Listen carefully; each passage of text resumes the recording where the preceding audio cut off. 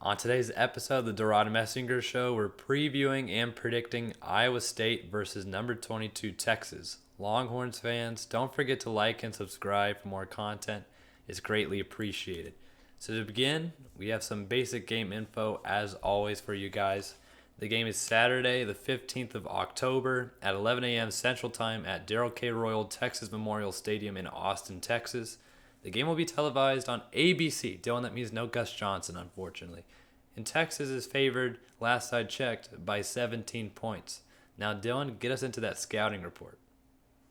Well, Devin, to touch on Gus Johnson, as a Michigan fan, I think they've covered like 3 straight weeks of our games. So, Ah, personally, I mean, if you guys want to just have them at some point, more long, I feel like Joel Klatt's getting bored with us. But I'm sure. nonetheless, yeah, here they are running a 3 yard in route again. All right, great times, Michigan Beautiful offense. offense. But But yes.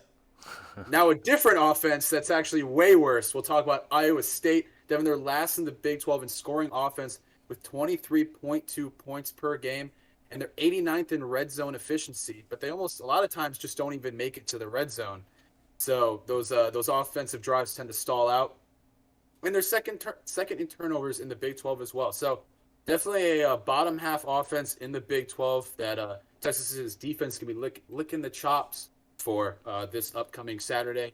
Now at the helm for this Iowa State offense, we got Hunter Deckers. Devin, he leads the league, or he leads the Big 12 in pass completions, attempts, and passing yards with 1,514 yards. So he can make a lot of his throws. The only problem is in this offense, he's been limited to those short passing routes, usually within the sticks. They like to, use those short passes to then set up the long ball, but they don't attempt many of those, especially with just trying to get into third down and manageable positions for themselves to, continue drives. So he's been limited in that aspect, but also just his efficiency is also in the bottom half of the league for quarterbacks in the Big 12. So um, this is just a guy that you have to be wary of, that he can make throws, but if you can just make it difficult for him and make him have to just throw it down in the flats, you're going to be in a really good spot defensively. And then in the running game, Devin, they've really struggled getting guys going. Darrell Brock is currently injured. I don't believe he played all of the game last week. I believe it was against Kansas State in a not really a shootout. I think it was 11-10, a low scoring kind of like Big Ten football game, Devin. So definitely this offense has struggled with having a consistent run game, especially with Breece Hall being gone. Nobody at Breece Hall's level is on this team currently. So also with Drill Brock, expect to see Deion Silas um, being utilized in that running game, the backup running back for Iowa State. But he has also struggled. He hasn't got really much going. He had 7 rushing attempts against Kansas State, but for only 30 yards. So not too much to be concerned of there, especially against an offensive line for Iowa State that is struggling in run block situations that just not gotten much push on that offensive line front. So Texas's big boys up front are probably going to be getting into the backfield of Iowa State's here. But the main component of this offense, Devin, is senior wide receiver Xavier Hutchinson, standing at 6'3", 210 pounds. He leads the Big 12 in yards at 605 and 5 touchdowns, Devin. So with all those yardage, you should expect that he'd be utilized in that deep ball kind of area, but not really. He's just a consistent kind of possession receiver at the moment within this offense, mostly being utilized just to, extend drives, 3 yard passes, just getting it past the first down. But he can break off that big play that you have to be wary about, Devin. But that is my offensive scouting report for right now. All right, and then I'll take it from there and also continue on offense a little bit just to touch on it. Not to go too deep because Dylan gave you a good scouting report. But this is not, as Dylan was mentioning, this is not the same Iowa State offense that you've seen in the past. No Brock Purdy, no COVID year, I guess, 6th year, 7th year for Brock Purdy. But as Dylan mentioned, Decker's at quarterback. He has stats. The troubling stat, though, would be, as Dylan touched on, is that efficiency. 6 interceptions so far this season. So if Texas wants to win this ball game, of course, as always, turnover battle would be one way to go about it. And then as Dylan mentioned, Brock and Silas at running back have not been too flashy so far this season. They're definitely missing the loss of Breece Hall in the backfield, of course. But Dylan, you never know. With this Texas defense, the run defense has been pretty solid this year, but at times in recent memory, it's had its current lapse in judgments at some times. But Dylan, I'm going to touch on defense a little bit here because you were so kind to take all of my offensive points. Also, replacing Hall, not at running back, but as Dylan said, Hutchinson is their Brees Hall for this season. He's done his thing. He has 5 receiving touchdowns, but of course, you're going to need more than one option or threat, and typically they have a trio of tight ends that really, starts making defensive coordinators shake. Dylan, not quite as much of an issue this season, so the Longhorns are definitely happy about that. But on defense for the Cyclones, you got redshirt senior linebacker Orion Vance leading the team with 32 tackles and 3 forced fumbles. Dylan, Bijan, I hope he carried that football around campus this week too, just in case after that fumble against Tech. He's a bad man in that linebacking position, Devin. So it's gonna be a long game for Bijan. Yeah, and there's always the linebacker core, like the tight end group for Iowa State. Seems like the linebackers, there's always 3, redshirt seniors or seniors out there.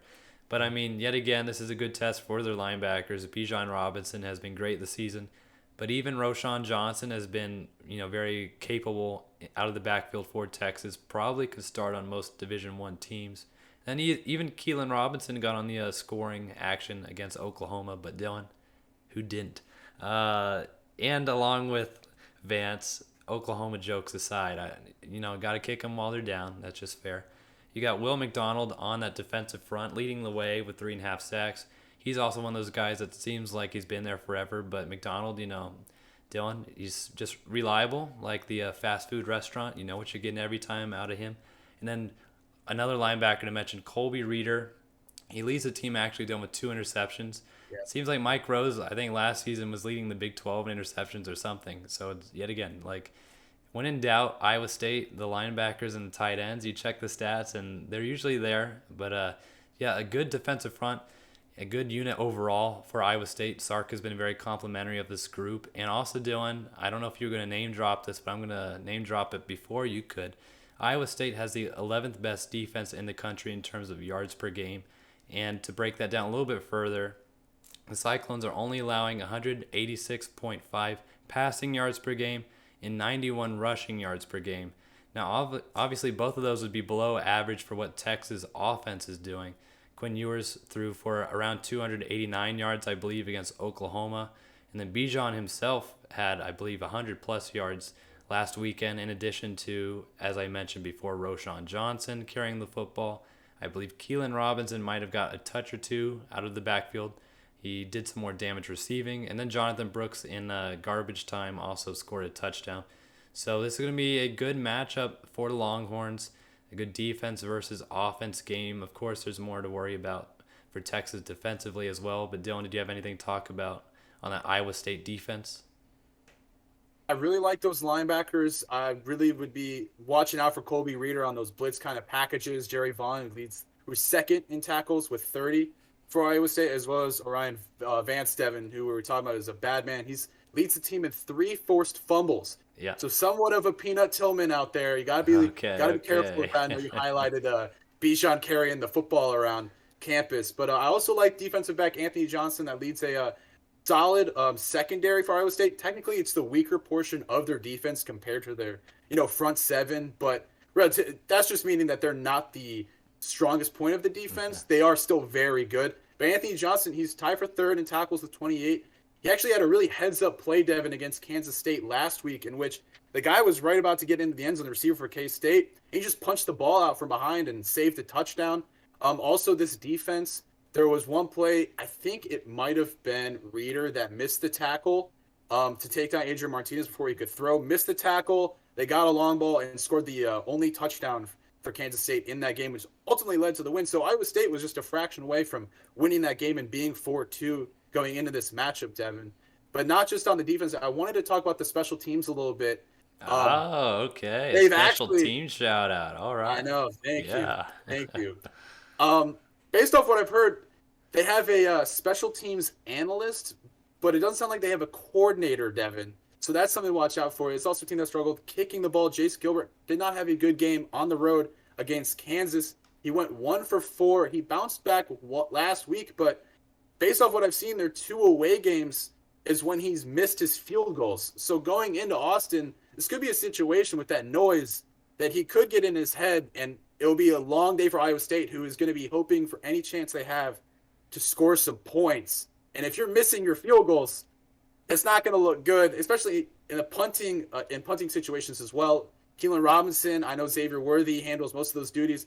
I like those guys' chances of getting good field position for this Texas offense against Iowa State special teams plays. You know, it's a funny thing to mention just because you bring up field goal kicking. Someone on the staff at HornSports, I do some work for HornSports. Shout out HornSports. Someone on the staff did some calculations, rudimentary. From the beginning of 2021, Dylan, opposing field goal kickers against Texas have been connecting at about a 90% clip. So it's just funny, It's like, I don't know, Texas defense special teams seems to provide like a steroid for opposing kickers. It seems like they just find the fountain of youth and start connecting on those field goals again. But it is definitely doing something to watch. Anyone who watched that Kansas game would know. Sorry, Iowa State fans. I know that's a touchy subject. But Dylan, now X factors.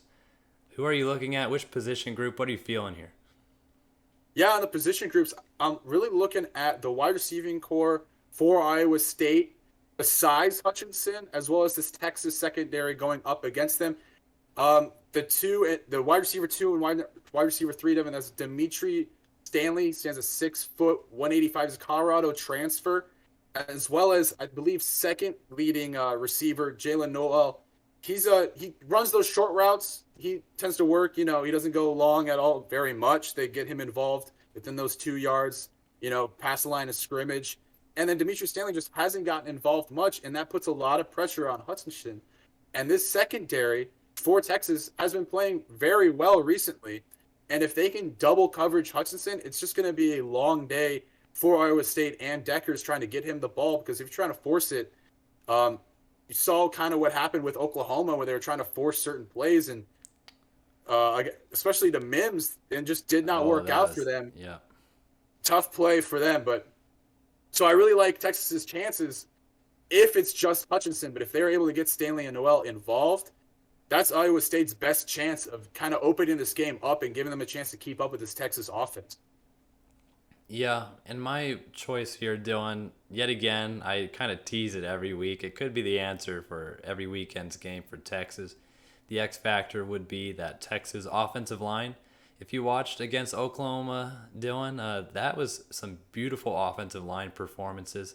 I believe yours only faced pressure, I'm not saying sacks, pressure, on 2 occasions out of the pocket, which is, it seems like an alien, out of this world number for Texas, Dylan. I mean, it seems like every week they allow at least 2 sacks. So this unit is a young unit. They're seeming to gel. They're not my answer for X Factor, but there's my weekly tease, Dylan. I went with a little bit of a different X Factor. I went with time of possession / scoring. Of course, Dylan, it doesn't take John Madden to tell you that scoring more points than the other team means you're going to beat them. But Texas, traditionally, this past season with Sark, has been, a team that wants to score as fast as they can on you and then send the defense out there. Now, Texas Tech kind of took that and did an Aikido move and flipped Texas into their own, injury there, Dylan, when they were just, Tech was running, let's say, 15 plays and chewing up the clock, and they'd convert on 4th down, and the defense for the Longhorns, I believe, ended up being on the field for over 100 plays in that game, and using Texas's quick scoring against them. So in this game, I think it's on Sark to find a good balance between scoring fast, but also trying to get the defensive players some rest on the sidelines. And of course, Dylan, in my opinion, I mean, not an expert opinion of a topic right here, but if Texas is trapped into a low-scoring matchup in this game, it's not going to be in their favor. If Texas wants to win this one, you want to make Iowa State try to score, as Dylan and I touched on. There's been some efficiency problems and no Breece Hall to rely on out of the backfield. So if Texas wants to win, try to run up the score, but also, as I mentioned, try to balance the time of possession and get your guys some rest on defense. Now, Dylan, danger level, what are you feeling? Yeah, Devin, I know I was coming off like a 8, 8, and 7 danger levels these past 3 weeks, but I actually have it as a 3. I mean, the what you're looking at is What? a Texas offense that is going just nuclear right now off a big win against West Virginia and then an even bigger win against Oklahoma.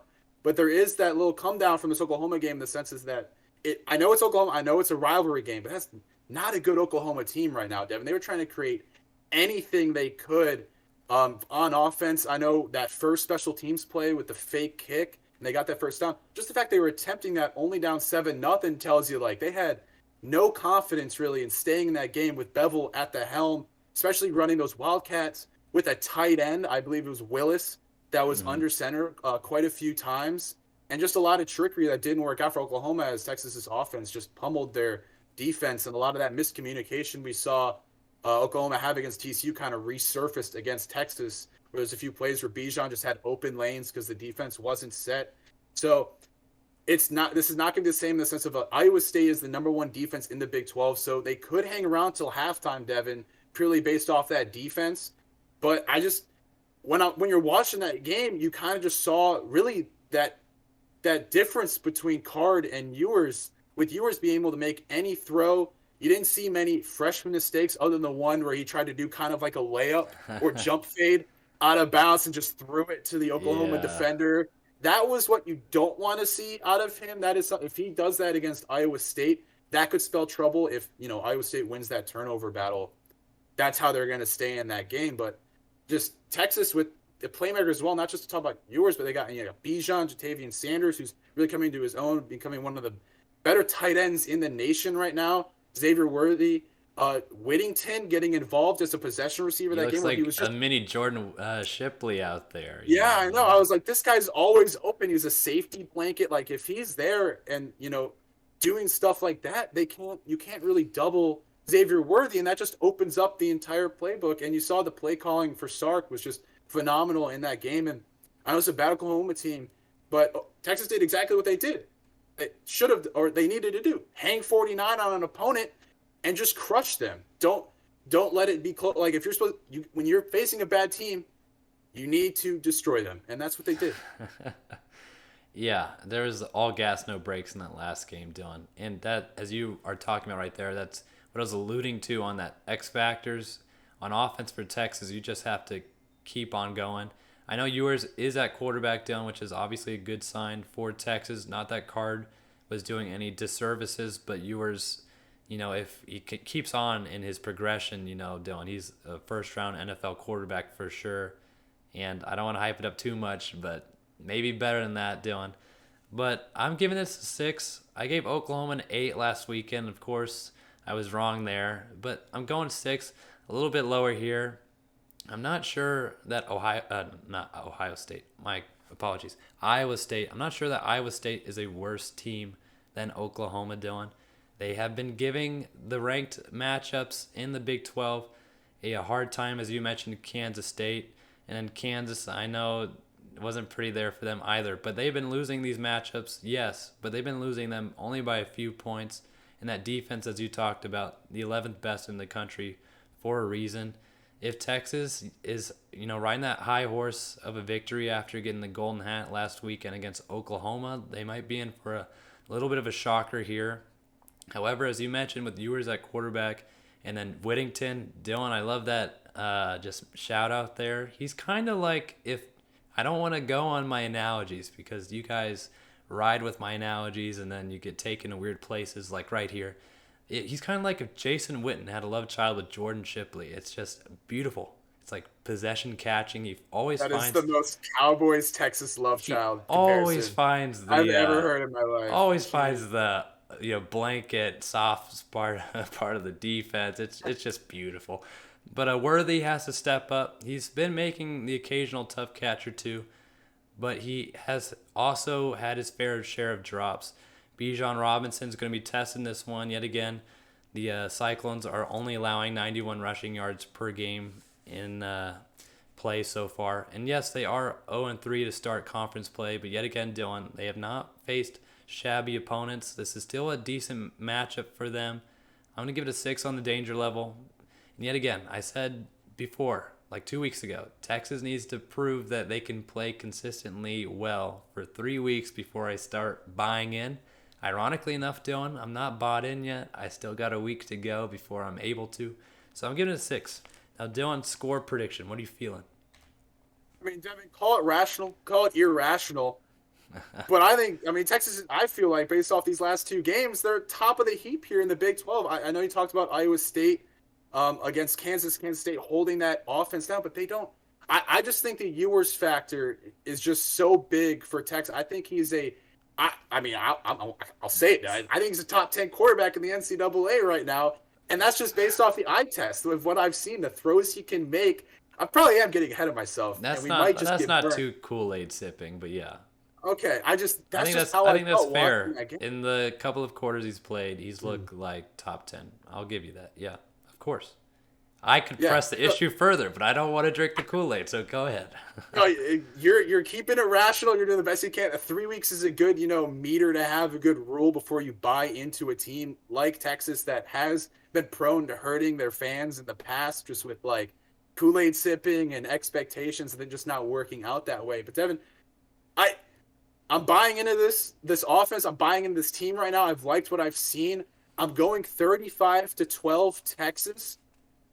This Iowa State offense has looked inept, and Texas has a very good defense in the Big 12. They're, above average defense in the Big 12 as of right now, and they can only get better. And is Iowa State going to score a touchdown like that? That 12 points I'm giving them, I kind of think it's going to be 4 field goals for them because they're going to have to take what they can get, and they're not going to really be able to push this Texas defense further enough into that red zone to really scare them.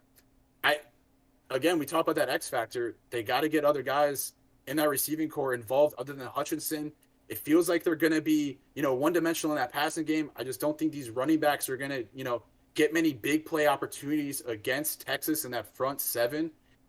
And, for Iowa State to win this game, obviously they're going to have to score touchdowns. That's what what they need to do, as well as they're going to have to win that turnover battle that we talked about. And Ewers is going to have to look like a freshman quarterback that he is and force plays. I think what he was doing against Oklahoma, there was a lot of times where he was taking what Oklahoma gave him, little dump offs to Jatavian Sanders, giving it to Bijan, Keelan Robinson getting involved, getting Roshan Johnson involved, just short plays in which you let the playmakers kind of just create their own offensive situation. The best offense sometimes is getting guys like that the ball. You don't have to just throw the deep ball to them, just have them make a play. Xavier Worthy can make a lot of those guys can just, flat out run.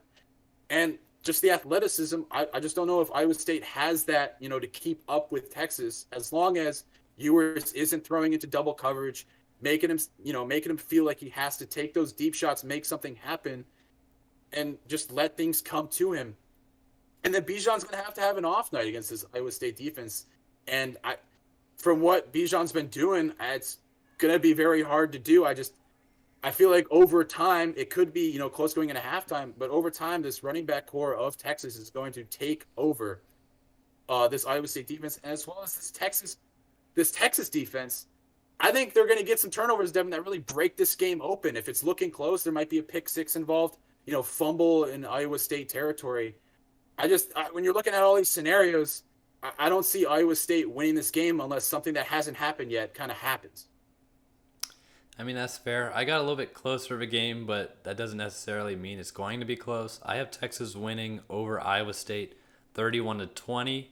As you mentioned, Bijan's going to have a big test in this game, but I think Ewers also, as you said, are they going to make him look like a freshman that he actually is? We'll see. This is, yet again, 11th best defense in the country for a reason. Also in that Texas defense, as you said, there's been a lot of progression, seemingly at least, on that unit or across the units on defense. Overshown, he's been hyped a lot of, these years, but he's actually looking like he's deserving of that hype now. The arm band bandit is what they're calling him, doing, I think, last year. However, Demo, sometimes you are wearing all these arm bands and then sometimes you're not. You gotta stay consistent with the brand there. But Jalen Ford at linebacker also has been flying from coast to coast. Devondre Sweat, Moro Ojimo, Byron Murphy on the defensive line has been playing great. And then, as you mentioned, even the secondary, guys like Deshaun Jameson and Jahdae Barron, I believe both have 2 interceptions apiece. Definitely going to be a challenging game for Iowa State offensively, as Dylan is mentioning there. They haven't shown too much of an ability to score the football offensively. This is going to be a low-key challenge for them, Dylan. I know we're going to be talking about the offense as we did. Most people are going to be talking about the offensive matchup. It's a fair one to note, but Iowa State, yes, they have to score the football in order to win the game. As I mentioned earlier, if it's a lower scoring game, Dylan, watch out. It's not a good sign for Texas. The higher scoring it is, the better of a shot they have just due to the sheer amount of weapons they have. They might as well call themselves a defense department, Dylan. It's been scary at times. But yet again, I do not think Iowa State, they could prove me wrong here, but I don't think they're as bad of a team as Oklahoma is. So if Texas finds a way to score in the ballpark of 40-plus points as they did last weekend, that would be a testament to Sark's play calling and the just, sheer amount of firepower they have at quarterback, running back, wide receiver. But more importantly, guys, what is your score prediction for Iowa State at number 22 Texas? Let us know down below. Don't forget to like and subscribe. And as always, have a great rest of your day.